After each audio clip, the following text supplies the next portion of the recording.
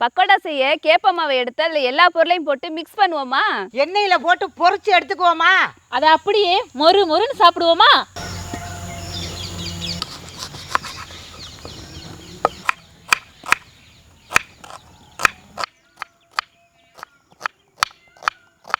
கேழ்வரகு பக்கோடாவுக்கு இஞ்சியும் பூண்டையும் நச்சு எடுத்துக்கிடுவோம்.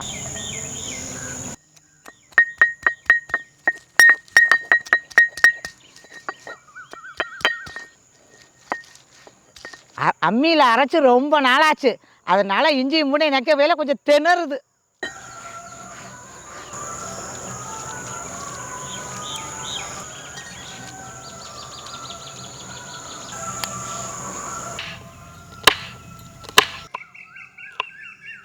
அம்மி அரைச்சாச்சா?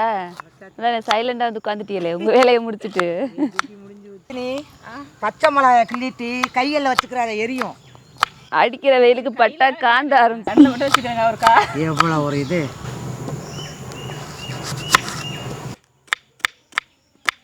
பக்கோடா செய்ய கேப்ப மாவை எடுத்து எல்லா பொருளையும் மிக்ஸ் பண்ணிக்குவோம். பக்கோடா செய்ய கேழ்வரகு மாவு, வெட்டி வச்ச பல்லாரியை சேர்த்துக்கிறோம்.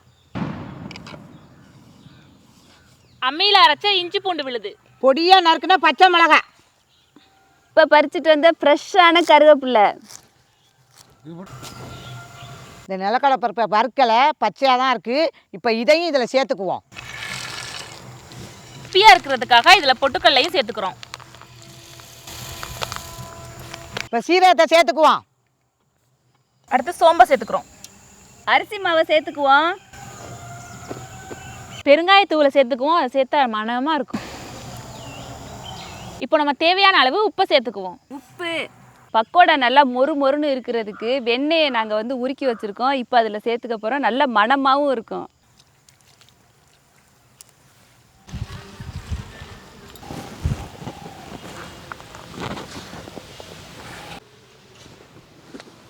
பக்கோடாவுக்கு ரொம்ப தண்ணி ஊற்றக்கூடாது. முதல்ல இதில் இருக்கக்கூடிய வெங்காயம், பச்சை மிளகாய், இஞ்சி, இதில் இருக்க தண்ணி சத்தெல்லாம் மாவில் இறங்கினதுக்கப்புறம் கொஞ்சம் கொஞ்சமாக நம்ம தண்ணியை தொளித்து பிசைஞ்சுக்கிடுவோம்.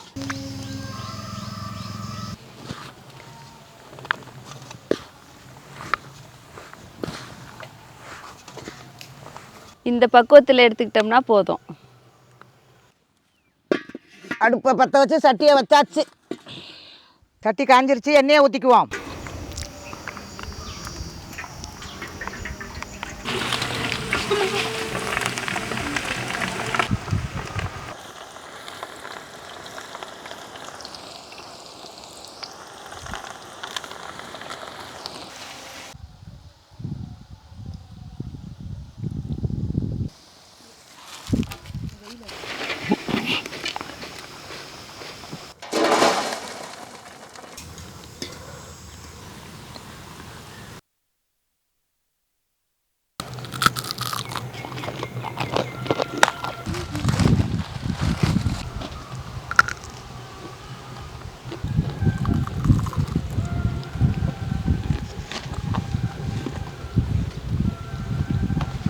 பக்கடை சாப்பிட்ருக்கோம், அதுக்காக சாப்பிடலைன்னு சொல்ல முடியாது. இது ராகி மாவில் நம்ம சேர்க்குற பொருளெல்லாம் நல்ல முறையில் சேர்த்து அப்படியே சாப்பிடல, வாக்கில் போயில பொருன்னு அவ்வளோ ஒரு சாப்பிட்டா அப்படி தான் இருக்குது. இந்த ராகி பக்கோடா உண்மையிலே சூப்பராக இருக்குது. இது ஹெல்த்தியான ஃபுட்டு வேறு. இங்கே பார்த்திங்கன்னா நிலக்கடலை, பொட்டுக்கடலை, இஞ்சி பூண்டு எல்லாம் சேர்த்து மொறு மொறுன்னா சும்மா அட்டகாசமாக இருக்குது. எல்லோரும் ட்ரை பண்ணி பாருங்கள். எல்லாருக்குமே ரொம்ப பிடிக்கும். எல்லோரும் ட்ரை பண்ணி பாருங்கள்.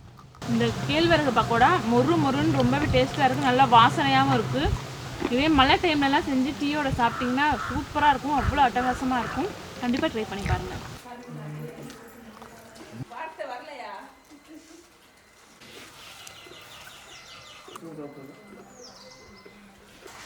இன்னும்